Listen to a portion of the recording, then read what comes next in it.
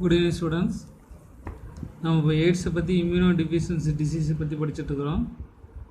It is a deficiency of immune system. Immune system நோய் எதிர்ப்பு சக்தி இதில் குறைஞ்சிடும். Acute during the lifetime the individual indicating that not congenital disease. இது வந்து congenital அப்படின்னா பிறக்கும் போதே இருக்கக்கூடிய டிசீஸுக்கு பேர் congenital disease. இது பிறக்கும் போது வராது, இடையில தான் வரும். ஓகேங்களா? AIDS is caused by HIV virus, that is called human immunodeficiency virus. ஓகேங்களா? It is selectively infect helper T cells. இது செலக்டிவாக என்ன பண்ணுது? helper T cells போய் அட்டாக் பண்ணும். The infected helper T cells will not stimulate antibody productions by B cells, resulting loss of natural defense against the viral infection. இந்த HIV virus பாதிக்கப்பட்ட helper T cells வந்து antibody ப்ரொடக்ஷனை போய் தூண்டிவிட முடியாது. அப்படி தூண்டிவிட்டால் தான் B-cell உற்பத்தி ஆகும். பிசெல் உற்பத்தி ஆகாத தான் நோய் எதிர்ப்பு சக்தி அதிகரிக்கும்.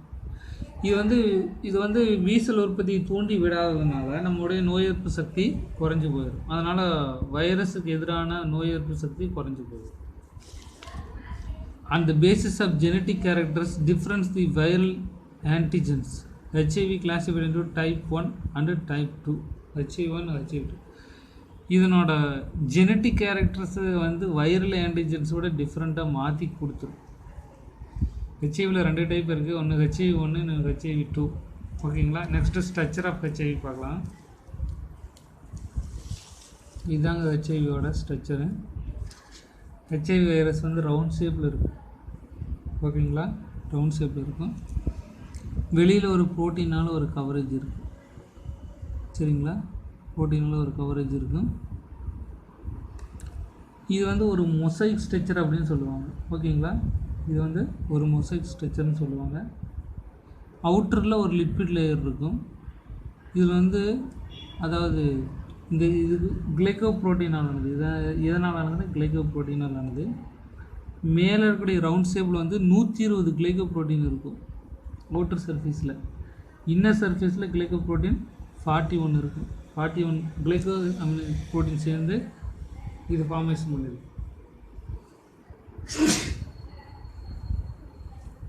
இது 120 கிளைக்கோ ப்ரோட்டீன் ஒன்றா சேர்ந்து இது ஃபார்மேஷன் பண்ணியிருக்கு. இதை லிப்பிட் லேயர். இதுக்கு அடுத்த லேயர் பேர் மேட்ரிக்ஸ் அப்படின்னு சொல்லி பேர். வைரஸ் சுற்றி ப்ரோட்டீனால் ஒரு கவரேஜ் இருக்குது. இதுக்கு பேர் கேப்சிட் அப்படின்னு சொல்லி பேர். இதுக்கு பேர் என்ன? கேப்சிட். சென்ட்ரலில் ஒரு ரிவர்ஸ் ஒரு ஆர்என்ஏ இருக்கும். 2 ஸ்டாண்ட் ஆர்என்ஏ இருக்கும். Double stand 2 single stand RNA. சரியா? 2 இருக்கும். ரெண்டுமே எப்படி இருக்கும்? சிங்கிள் ஸ்டாண்டாக இருக்கும். ஹெச்ஐவிக்கு மட்டும் ஸ்பெஷலாக ஒரு என்சைம் இருக்கும். அதுக்கு பேர் ரிவர்ஸ் டிரான்ஸ்கிரிப்டேஸ் அப்படின்னு சொல்லி பேர். ஹெச்ஐவிக்குள்ளே மட்டும் ஒரு ஸ்பெஷலான என்சைம் இருக்குது. அதுக்கு பேர் ரிவர்ஸ் டிரான்ஸ்கிரிப்டேஸ் அப்படின்னு சொல்லி பேர். ஹெச்ஐவியோட ஜீனஸ் வந்து லென்டி வைரஸ் அப்படிங்கிற வைரஸ் வகையை சேர்ந்தது. சரிங்களா? ஹெச்ஐவி எந்த வைரஸ் வந்து லென்டி வைரஸ் வந்தது. இதனோட அகலம் வந்து பார்த்திங்கன்னா 100 to 120 நானோமீட்டர் அகலம் இருக்குது. எவ்வளோ இருக்கும்? 100 to 120 நானோமீட்டர் அளவு இருக்குது. ஓகேங்களா? இப்போ பார்க்கலாம் structure of HIV. The human immunodeficiency virus belongs to the genus lentivirus. இது 1 மார்க்கில் கேட்பாங்க. ஹியூமன் ஹெச்ஐவி வைரஸ் எந்த பகுதியை சேர்ந்தது? லென்டி வைரஸுங்கிற வகையை சேர்ந்தது. And observed under the electron microscope. இந்த எலக்ட்ரான் மைக்ரோஸ்கோப்பில் பார்க்குறப்ப ஹெச்ஐவியின் ஸ்பெரிக்கல் வைரஸ். ஸ்பெரிக்கல்னால் வட்ட வடிவம். எலக்ட்ரான் மைக்ரோஸ்கோப்பில் பார்க்குறப்ப ஹெச்ஐவி என்ன வடிவத்தில் தெரியுது? வட்ட வடிவத்தில் இருக்குது. It is 100 to 120 diameter. இதனோட அகலம் 100லேருந்து 120 நானோமீட்டர் வரைக்கும் இருக்குது. It contain a dense surrounded lipoprotein envelope. இதை சுற்றி ஒரு லிப்போப்ரோட்டீனால் ஒரு என்வலப் இருக்குது. இந்த என்வலப் ஹேஸ் கிளைக்கோப்ரோட்டீன். இந்த என்வலப்பில் என்ன இருக்காமல் கிளைக்கோப்ரோட்டீன். Spike is டேர்ம்டு கிளைக்கோப்ரோட்டீன் 41, கிளைக்கோப்ரோட்டீன் 120. சரிங்களா? இதுதான் ஸ்பைக்கு. இந்த ஸ்பைக்கில் உள்ள கிளைக்கோப்ரோட்டீன் 41 இருக்குது, வெளியில் கிளைக்கோப்ரோட்டீன் 120. There are 2 large single stranded RNA present in HIV. There are 2 large single stranded RNA present in HIV. Attached RNA molecules reverse transcriptase enzyme. சரிங்களா, அதில் வந்து ரிவர்ஸ் டிரான்ஸ்கிரிப்டேஸ் அப்படிங்கிற என்ஜைம் ஆர்என்ஏவோட ஒட்டிகிட்டு இருக்கு. It also contains enzyme like protease, ribonuclease. இது போக protease அப்படிங்கிற என்ஜைமும் ரிபோநியூக்ளியேஸ் அப்படிங்கிற என்ஜைமும் உள்ள ப்ரெசென்ட் ஆகிடும். The core is covered by capsid made up of proteins. பாருங்கள், வைரஸை சுற்றி ஒரு ப்ரோட்டீனால் ஒரு லேயர் இருக்கும், அதுக்கு பேர் கேப்சிட். கேப்சிட் எதனால் ஆனது? ப்ரோட்டீனால் ஆனது. This is followed by another layer matrix protein சோனின். புரியுதுங்களா, இது வந்து கேப்சிட் லேயர், இது பேர் மேட்ரிக்ஸ் லேயர். இப்படி தான் ஹெச்ஐவி ப்ரெசென்ட் ஆகுது. Next HIV transmission. ஹெச்ஐவி எப்படி பரவுது? HIV often located within the cells, specially in microphages. HIV எல்லா இடத்துலையும் இருக்கும், ஸ்பெஷலாக மைக்ரோபேஜஸ் செல்லில் தான் அதிகமாக இருக்கும். HIV can survive 1.5 days inside the cell. செல்லுக்கு உள்ளார 1.5 days தான் உயிரோடு இருக்கும். But only 6 hours outside the cell. வெளியில் வந்துச்சுன்னா 6 மணி நேரம் மட்டும்தான் உயிரோடு இருக்கும். ஓகேங்களா, ஹெச்ஐவி செல்லுக்குள்ளார 1.5 நாள் உயிரோடு இருக்குது, வெளியில் வந்தால் 6 மணி நேரம் உயிரோடு இருக்கும். Route of HIV transmission include unsafe sexual contact. Safety இல்லாத sexual contact, blood contaminated needles, அதாவது ரத்தம் கலந்த ஊசிகள், ஆர்கன் டிரான்ஸ்பிளான்ட், உறுப்பு மாற்றங்கள், கிட்னி மாற்றுறது, ஹார்ட் மாற்றுறது, இந்த மாதிரி பிளட் டிரான்ஸ்மிஷன், ரத்தம் மாற்றுறது. Vertical transmission HIV infected mother to child. அம்மாவுக்கு ஹெச்ஐவி வைரஸ் எய்ட்ஸ் இருந்தால் குழந்தைகளுக்கு ஆட்டோமேட்டிக்காக போயிடும். HIV is not transmitted by insect or casual contact. கேஷுவலாக நம்ம தொடும்போதும் பூச்சிகளின் மூலியமாகவும் ஹெச்ஐவி ஒரு மனிதனில் ஒரு மனிதனுக்கு பரவாது. ஓகேங்களா,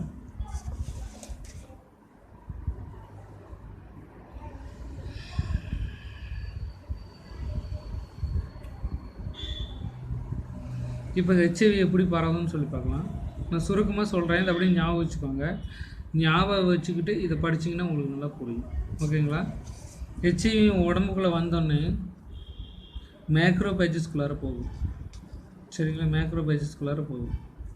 நம்ம உடம்புக்குள்ளார டிஎன்ஏ இருக்கும், வைரஸ்குள்ளார ஆர்என்ஏ இருக்கும். இந்த ஆர்என்ஏ வந்து ரிவர்ஸ் டிரான்ஸ்கிரிப்டேஸ் அப்படிங்கிற என்ஜைம் டிஎன்ஏவை மாற்றும். ஃபஸ்ட்டு வைரஸில் இருக்கக்கூடிய ஆர்என்ஏ டிஎன்ஏவை மாறுது, அதுக்கு ஹெல்ப் பண்ணுறதுக்கு என்ஜைம் பேர் ரிவர்ஸ் டிரான்ஸ்கிரிப்டேஸ். இந்த டிஎன்ஏவோட நம்மளோட டிஎன்ஏவோட போய் அட்டாச் பண்ணிடும், ரெண்டும் ஒன்றாயிரும். நம்ம செல் வளர்கிறப்போ ஹெச்ஐவி வைரஸ் டிஎன்ஏவும் வளரும்.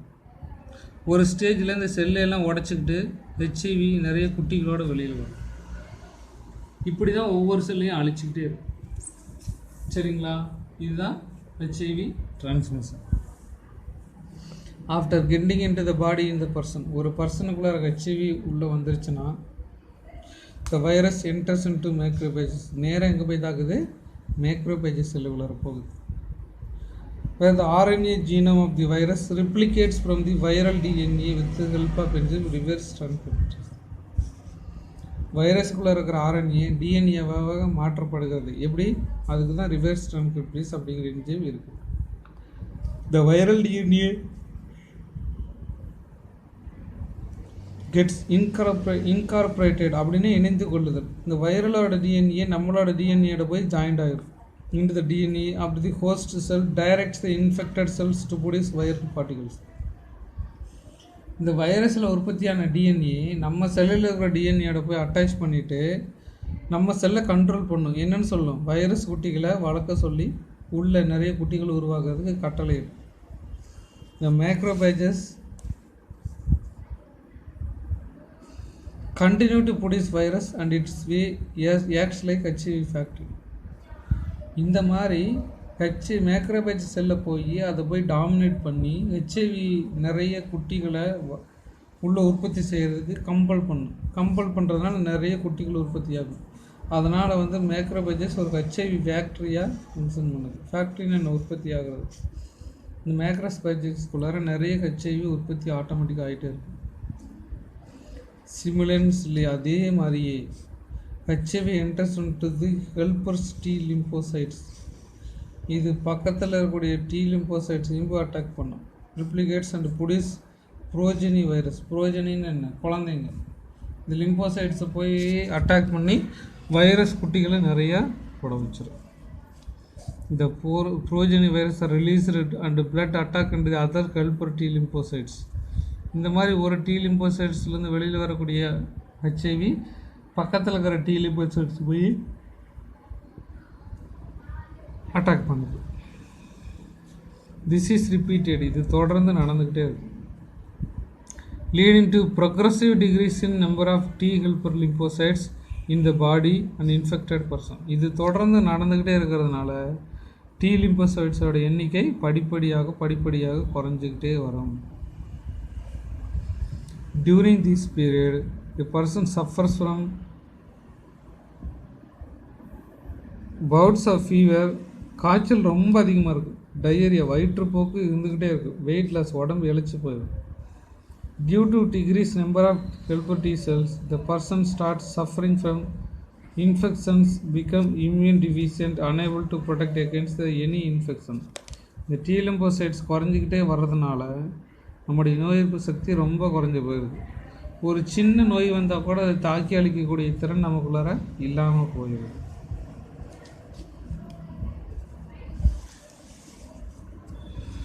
A simple blood test available then they determine whether the person have been infected with HIV. ஒரு மனிதனுக்குள்ள HIV இருக்கா இல்லையான்னு சொல்லி ஒரு சிம்பிளான பிளட் டெஸ்ட் வச்சு நம்ம கண்டுபிடிச்சிடலாம். whether the person is infected with HIV. இந்த அந்த டெஸ்ட்டுக்கு போய் எலிசா டெஸ்ட். எலிசானா enzyme linked immunosorbent assay அப்படின்னு அதனோட பேர். என்ஜைம் லிங்க்டு இம்யூனோ சார்பன் அசி அப்படிங்கிறது அதனோட பேர். It detects the presence of HIV antibodies. HIV antibodies இதுக்குள்ளே இருக்குன்னு சொல்லி கண்டுபிடிச்சு சொல்லு. It is a preliminary test. இது ஒரு முதல் தரமான டெஸ்ட். வெஸ்டர்ன் பிளாட் அப்படிங்கிற டெஸ்ட் தான் confirmation test. It is more reliable, ரொம்ப உண்மையானது. Confirmatory test. இது 1 மார்க்கில் கேட்பாங்க. HIV கன்ஃபர்மேஷன் டெஸ்ட் அது western blot. It detect the viral core proteins. வைரஸோட கோர் ப்ரோட்டீன் உள்ளே இருக்கான்னு சொல்லி செக் பண்ணும். The both test presence in the antibodies person considered with HIV positive. 2 டெஸ்ட்லேயுமே பாசிட்டிவ்னு வந்துருச்சுன்னா உங்கள் உடம்புக்குள்ள HIV இருக்குள்ள இருக்குது. Okay, next AIDS has no cure. AIDS வந்துட்டு சரி பண்ணவும் முடியாது. Prevention of AIDS is best option. வராமல் தடுத்துக்கிறது தான் ஒரு best option. Advocating safe sex. செக்ஸில் சேஃபாக இருங்க. அண்ட் ப்ரொமோட்டிங் ரெகுலராக செக்கப் பண்ணிக்கணும். Safe blood for transfusion. ரத்தம் பாதுகாப்பானதாக இருக்கணும், செக் பண்ணதாக இருக்கணும். Use of disposal needles. ஒரு ஆளுக்கு ஒரு ஊசி மட்டுமே பயன்படுத்தணும். Use of condom during sexual contact வச்சுக்கிறப்ப காண்டம் யூஸ் பண்ணிக்கணும். Prevention of drug abuse. போதைப் பொருள்கள் ஊசியில் அதிகமாக பயன்படுத்தக்கூடாது. எய்ட்ஸ் அவேர்னஸ் ப்ரோக்ராம் எல்லாம் நிறைய கண்டக்ட் பண்ணும். யாரால் எய்ட்ஸ் அவேர்னஸ் ப்ரோக்ராம் கண்டக்ட் பண்ணுறாங்க அப்படின்னா NACO, national AIDS control organisation, NGO, நான் கவர்மெண்டல் ஆர்கனைசேஷன், WHO, இவங்கெல்லாம் எய்ட்ஸ் அவேர்னஸ் ப்ரோக்ராம் நிறைய கிரியேட் பண்ணி நடத்துனா மக்களுக்கு எய்ட்ஸை பற்றின ஒரு விழிப்புணர்வு எல்லாத்துக்கும் போய் சேரும். ஓகேங்களா? Next auto immune disease.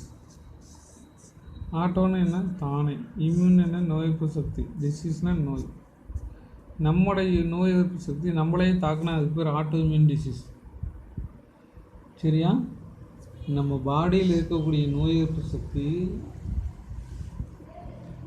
நம்ம பாடியை அட்டாக் பண்ணிச்சுன்னா அதுக்கு பேர் ஆட்டோ இம்யூன் டிசீஸ் அப்படின்னு சொல்லி பேர். இந்த மாதிரியும் ஒரு சில டிசீஸ் இருக்குது. அது என்னன்னு சொல்லி பார்க்கலாம். ஆட்டோ இம்யூனிட்டி டியூ டு தன் abnormal immune response. Immune response ரொம்ப அப்நார்மலாக இருந்துச்சுன்னா அந்த நோய் எதிர்ப்பு சக்தி நம்ம பாடியை அட்டாக் பண்ணோம்.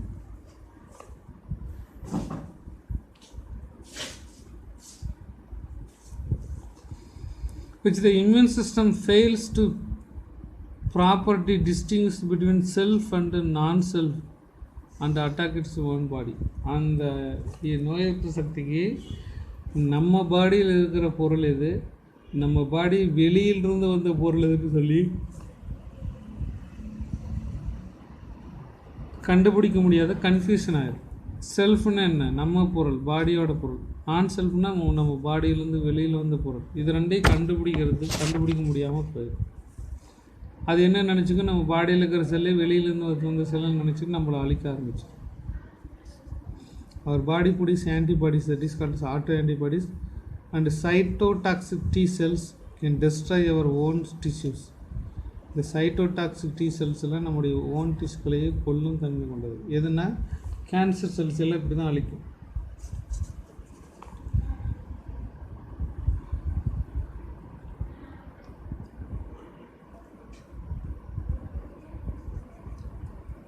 If the disease state result இந்த மாதிரி இருந்தால் அதுக்கு பேர் ஆட்டோ இம்யூன் டிசீஸ் அப்படின்னு சொல்லிட்டு. This auto immunity is misdirected immune response. மிஸ்டைரக்டட்னு என்ன, தவறான வழிகாட்டுதலினால் இப்படி நடக்கிறது. நம்முடைய நோய் எதிர்ப்பு சக்தி மண்டலத்தில் நம்மளோட தவறான வழிகாட்டுதல்னால இந்த மாதிரி நடக்குது. Auto immunity is evidence by presence of auto antibodies. இதை வந்து கண்டுபிடிச்சிருக்காங்க. இது யாருன்னா ஆட்டோ ஆன்டிபாடிஸ், நம்ம பாடியில் உற்பத்தி ஆகிற ஆன்டிபாடிஸ் இதுக்கெல்லாம் காரணம் சொல்லி கண்டுபிடிச்சிருக்காங்க. And T cells reactive with host antigen. இதெல்லாம் நம்முடைய உடம்புல இருக்கக்கூடிய ஆன்டிஜனோட ரியாக்ட் ஆகும். And the cells as antigen is the same body is called as auto antigens. ஒரு செல்லே ஒரு ஆன்டிஜனை ஃபங்க்ஷன் பண்ணால் அதுக்கு பேர் ஆட்டோ ஆன்டிஜன்ஸ் அப்படின்னு சொல்லி பேர். ஒரே ஒரு செல் ஆன்டிஜனோட ப்ராப்பர்ட்டி அதுக்கு இருந்துச்சுன்னா அதுக்கு பேர் ஆட்டோ ஆன்டிஜன் அப்படின்னு சொல்லி பேர். Auto immune disease in human can be divide into 2 broad categories. இந்த ஆட்டோ இம்யூன் டிசீஸ் ரெண்டாக பிரிக்கிறாங்க. ஆர்கன் ஸ்பெசிஃபிக், நான் ஆர்கன் ஸ்பெசிஃபிக். ஆர்கன் ஸ்பெசிஃபிக்னா குறிப்பிட்ட ஆர்கனில் மட்டும் அப்படி நடக்கும். நான் ஆர்கன் ஸ்பெசிஃபிக்னா என் பாடியோட எல்லா பகுதியிலையும் நடந்தால் அதுக்கு பேர் நான் ஆர்கன் ஸ்பெசிஃபிக். நம்ம பாடியில் ஒரு குறிப்பிட்ட பகுதியில் மட்டும் நடந்தால் அதுக்கு பேர் organ specific auto immune disease அப்படின்னு சொல்லி பேர். இதுக்கு இன்னொரு systemic.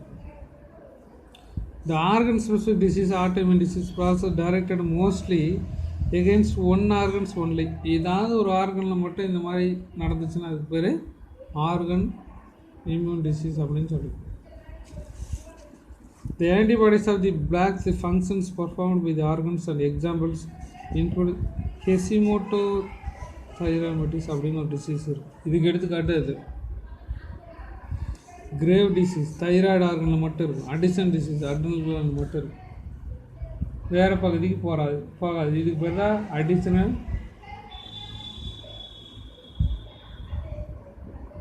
Organ auto immune disease அப்படின்னு சொல்லி பேர். If the non-specific systemic disorders autoimmunity is widely spread throughout the body. இது வந்து பாடி ஃபுல்லாக இருக்கும், அதனால் இதுக்கு பேர் நான்-ஸ்பெசிஃபிக் சிஸ்டமிக் அப்படின்னு சொல்லுவாங்க. எக்ஸாம்பிள் ரோயிட்டமாய்டு ஆர்த்ரைட்டிஸ், மல்டிபிள் ஸ்க்ளீரோசிஸ், இதெல்லாம் சிஸ்டமிக் டிசார்டருக்கு ஒரு பெஸ்ட்டான எக்ஸாம்பிள்ஸ். ஓகேங்களா. இதுக்கு அடுத்தது டியூமர் இம்யூனாலஜி. டியூமர்னால் என்ன, கேன்சர் கட்டி. கேன்சர் கட்டியும் நோய் எதிர்ப்பு சக்தியும் எப்படி ஃபங்க்ஷன் பண்ணுதுன்னு சொல்லி பார்க்கலாம். அதுக்கு பேர் தான் டியூமர் இம்யூனாலஜி.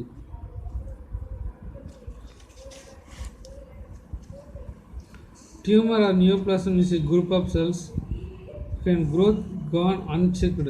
இது வந்து ரொம்ப வேகமாக வளர்ந்துக்கிட்டே போகும். நியோபிளாசம் அப்படிங்கிறது ஒரு கேன்சர் கட்டி, இது தொடர்ந்து வேகமாக வளர்ந்து போய்கிட்டே இருக்கும். When a tumor continues to grow inward to healthy tissues is called cancer. இந்த டியூமர் வந்து வேகமாக வளர்ந்து பக்கத்தில் இருக்கிற செல்லுக்குள்ளார பூந்துருச்சு அப்படின்னா அதுக்கு பேர் கேன்சர் அப்படின்னு சொல்லி பேர். சரிங்களா.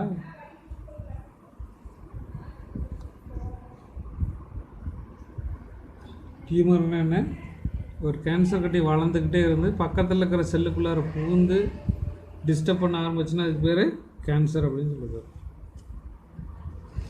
The spread to the other parts of the body, the tumor give race to secondary tumour. ஒரு இடத்துல டியூமர் இருந்துச்சுன்னா அது ரத்த ஓட்டம் மூலியமாக கலந்து இன்னொரு பகுதியில் போய் உட்காந்து அது செகண்டரி டியூமரை கிரியேட் பண்ணிடும். திஸ் இஸ் நான் ஆஸ் மெட்டாஸ்டாசிஸ். மெட்டாஸ்டாசிஸ்னு என்ன, ஒரு இடத்துல டியூமர் இருக்குது, அது கொஞ்சம் கொஞ்சமாக நகர்ந்துக்கிட்டே வந்து இன்னொரு இடத்துல போய் செட்டில் ஆகி வேலைய ஆரம்பிச்சுன்னா அதுக்கு பேர் செகண்டரி டியூமர் அப்படின்னு சொல்லி பேர். மெட்டாஸ்டாசிஸ்னு என்ன, அது ஸ்ப்ரெட் ஆச்சுன்னா அதுக்கு பேர் metastasis. The tumor maybe belongs to the malignant depending on its characteristic. Benign or non-cancerous tissues capable of independent growth and invert to other body parts. இது ரெண்டாக பிரிக்கிறாங்க. பினைன் அப்படின்னு என்னென்னா பாதிப்பை ஏற்படுத்தாது அப்படின்னு சொல்லி பேர். சரியா? பினைன் டியூமர் அப்படின்னா பாதிப்பை ஏற்படுத்தாது. Non-cancerous is capable of infect of other body parts. பாருங்க, இந்த மாலிக்னன்ட் டியூமர் அப்படிங்கிறது கொடுமையான பாதிப்பை ஏற்படுத்தும். பினைன் டியூமருங்கிறது பாதிப்பை ஏற்படுத்தாது. மாலிக்னன்ட்ங்கிறது மிகப்பெரிய பாதிப்பு ஏற்படுத்தும். Cell grow independently detach to the migrates itching surrounding tissues. ஒரு இடத்துல கேன்சர் உருவாயிடுச்சுன்னா அது எல்லா இடத்துலையும் பரவி பாதிப்பெல்லாம் உண்டு பண்ணிடுது. இதுக்கு பேர் தான் கேன்சர் அப்படின்னு சொல்லிப்பார். The normal cell growth differentiation and highly controlled by regulated. நார்மலாக இருக்கக்கூடிய செல்லோட growth, செல் டிவிஷன் எல்லாமே நியூக்ளியஸால் கட்டுப்படுத்தப்படும். But the cancer cells break down the regulate mechanism. இந்த கேன்சர் செல்ஸ் இந்த ரெகுலேட் மெக்கானிசம் எல்லாத்தையும் எதையுமே ஃபாலோ பண்ணாது.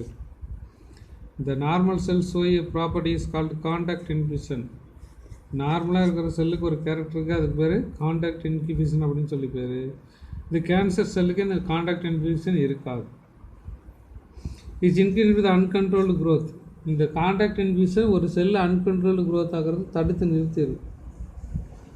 கேன்சர் செல்லுக்கு இது இல்லாதனால தடுத்து நிறுத்த முடியல. Cancer cell do not have these property. Cancer செல்லுக்கு இதெல்லாம் கிடையாது. The result cancer cell divide continuously giving to the mass of tissue is called tumors. இந்த மாதிரி இருக்கிறதுனால காண்டாக்ட் இன்ஹிபிஷன் இல்லாதனால இது தொடர்ந்து பெருசாக வளர்ந்துக்கிட்டே போய் ஒரு கட்டியை மாறுது, அதுக்கு பேர் தான் டியூமர் அப்படின்னு சொல்லி பேர். நெக்ஸ்ட்டு,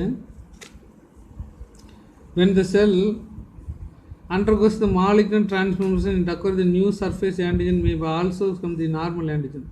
ஒரு செல் கேன்சர் செல்லில் மாறுறப்ப நார்மல் ஆன்டிஜன்லாம் அழிஞ்சு போயிடும், நியூ புதுசாக ஒரு ஆன்டிஜன் உருவாக்கி போடும். These antigen present at the membranes of the malignant cells invert to the immune response. இது எங்கே இருக்குன்னு சொல்லிக்கிட்டா இந்த கேன்சர் செல்லோட மேல் பகுதியில் சர்ஃபேஸ் பகுதியில் ப்ரெசென்ட் ஆகிருக்கு.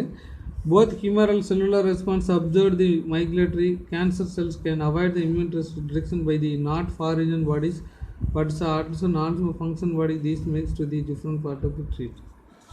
அதாவது கேன்சர் செல் என்ன பண்ணிக்குன்னு சொல்லி கேட்டிங்கன்னா நார்மல் செல்லில் இருக்கக்கூடிய ஆன்டிஜன் மாதிரி அது வெளிப்பகுதியில் வச்சுக்கும். அதனால் நோய் எதிர்ப்பு சக்தியை அது வந்து ஈஸியாக கண்டுபிடிக்க முடியாது. அதனால் கேன்சர் செல் வளர்ந்துக்கிட்டே இருக்கும், நம்ம பாடிக்கு தெரியாமல் அது போய்கிட்டே இருக்கும்.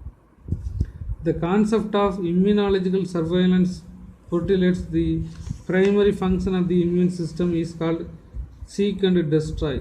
அதாவது இதில் என்ன சொல்கிறாங்கன்னா பார்த்துட்டு அழிச்சிடணும், சரியா? செக் பண்ணணும், செக் பண்ணிவிட்டு அழிக்கணும் அப்படிங்கிற மெத்தடில் தான் நம்மளுடைய இம்யூன் சிஸ்டம் போய்ட்டுருக்கு. Malignant cells arise to this somatic mutation. The efficiency of the surveillance mechanism is reduced age. The result aging are due to the congenital acute immunodeficiency disease. அதாவது இந்த கேன்சர் செல்ஸு ஏஜ் அதிகமாக இருக்கிறவங்களுக்கு கொடுத்தோம்னா காப்பாற்ற முடியாது. இம்யூனோடெஃபிஷியன்சி disease அதிகமாக பாதிக்கப்பட்டாலும் அவங்கள அதிலேருந்து காப்பாற்ற முடியாது. It leads to increase incidence of the cancer. இதெல்லாம் அதிகமாக இருந்துச்சுன்னா கேன்சர் வரதுக்கு வாய்ப்புகள் அதிகம். This is immunological surveillance effective cancer should not occurs. இது இம்யூனாலஜி நோய் எதிர்ப்பு சக்தியினால் கண்டுபிடிக்க முடியாத, தீர்க்கப்பட முடியாதனால தான் இந்த பிரச்சனைகள் வருது. The development of tumour response the lapse and surveillance. இந்த டியூமர் வந்து கேன்சர் கட்டி உருவாயிடுச்சுன்னா, ஒரு பாடியில் கேன்சர் கட்டி உருவாயிடுச்சுன்னா அதை காப்பாற்றுறது ரொம்ப கஷ்டம். ஓகேங்களா? அது சிக்கலில் கொண்டு போய் விட்டுக்கிட்டு போயிட்டே இருக்கும். Next immunotherapy of cancer. Cancer நோய் எதிர்ப்பு சக்தி மூலிமா எப்படி நம்ம குணப்படுத்தலாம் அப்படிங்கிறது. Immunotherapy it is also called biological therapy. uses a substance made by the body of the laboratoryல monoclonal antibodies வச்சு கேன்சரை க்யூர் பண்ணுறாங்க. It improve the resistance of immune system and functions. இது வந்து நோய் எதிர்ப்பு சக்தியை அதிகப்படுத்தி விடும். Different approach has been attempted the immunology of cancer. Immunotherapy offers the importance in getting rid of the residual malignant cancer after the gross tumor has been removed. நம்ம ஒன்றே மாத்திரை கொடுத்து சரி பண்ணலாம், இல்லைனா அந்த கேன்சர் கட்டி அந்த இடத்துலேருந்து வெளியே எடுத்தாகணும், இல்லை எங்களை காப்பாற்ற முடியாது. The best treatment of cancer is follow the integrated approach therapy. integrated approach therapy அப்படிங்கிறது மூலிமா கேன்சரை சரி பண்ணலாம். கம்பைனிங் சர்ஜரி, ஒன்றா அறுவை சிகிச்சை பண்ணி எடுத்துடலாம், இல்லை ரேடியோ தெரப்பி, ரேடியேஷன் வச்சு சரி பண்ணுறது, கீமோதெரப்பி மருந்து மாத்திரைகள் அண்ட் இம்யூனோதெரப்பி, இது எல்லாத்தையும் வச்சு தான் கேன்சரை சரி பண்ணிக்கணும். இதுதான் வழி. ஓகேங்களா? Okay, thank you student. Let us meet next topic.